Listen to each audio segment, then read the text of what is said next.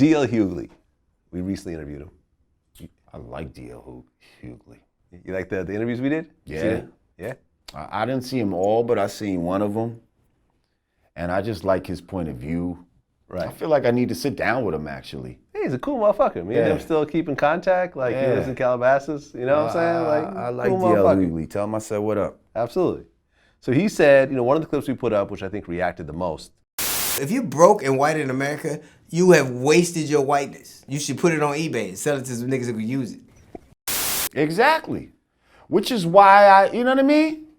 When I see white people, white homeless people with fucking, oh, please give me some, get the fuck out of here. You're white. Go fucking shave, put on a suit, and fucking you can bluff your way into CEO tomorrow. I don't know, if you're missing some teeth and Listen.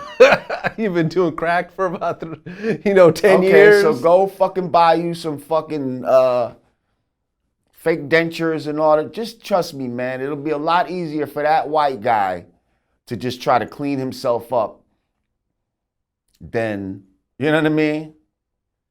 Than an already clean brother. With who's articulate and all of that type of shit. Like, this cleaned up bum can use his whiteness to propel himself to heights unimaginable within this system. So yes, you don't get shit from me, and you are wasting your fucking whiteness if you're white and broke in this fucking country. I mean, you do know there's a lot of broke white people in this country. There's actually more broke white people than broke but that's black because there's more white people in the country. Right. And, that's because some of your upper echelon whites have gotten so greedy that they don't give a fuck about some of the lower echelon whites. And I guess it's always been that way in a way, but I think it's probably, the gap is widening. You know what I mean? And that's what's making them mad now, the poor whites. They're starting to get upset now. Hey, I thought I was white in America. How come this shit ain't working for me? What the fuck? Fucking niggers and Mexicans? Well, DL said that we should just give the whole South back. To me, that whole idea, like the southern region of the United States of America, we should sell it back. We should sell it back. We should. To who? Mexico? We can sell it to China. They buy everything. They buy old Jordans. They buy everything.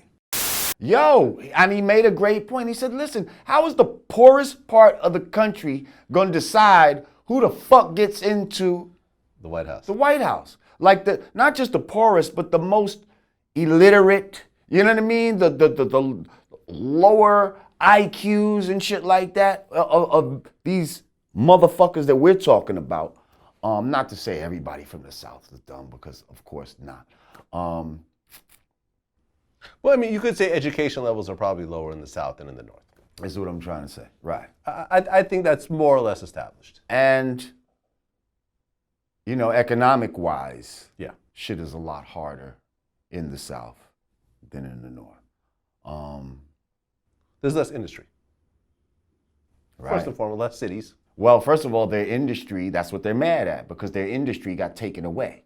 Their industry was slavery. Right. And when their industry got stopped, you know what I mean? That pissed them off. Where up north, they had factories and all that type of shit. Right, they actually paid people. Yeah. Not very well, but. Yeah, exactly. Was it fair? But at least they did pay people, and they had, mechanized machinery and all of that too. Yeah, because the South, they didn't even want the cotton gin type of. They're thinking like that's gonna fuck up, take the place of their niggers and all that.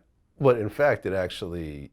Yeah, it ended up bumped helping up slavery, because now they could increase the production. Right, but I think the cotton gin they were against it at first. Well, right. Well, because they used slaves to pick the seeds out of the cotton, but the cotton gin wasn't going to pick the cotton for you.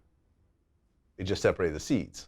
So now you could, if you pick more cotton, you can make more cotton with the cotton gin, which in fact just kind of revitalized the whole industry. Because I guess it was dying before the cotton gin, because I mean slaves were expensive. People had mortgages. on them. This is why like the whole concept of runaway slaves and the overseers and everything else like that was such a big business, because these pieces of property were so expensive. I mean, it's fucked up when you say it, but that's essentially what happened.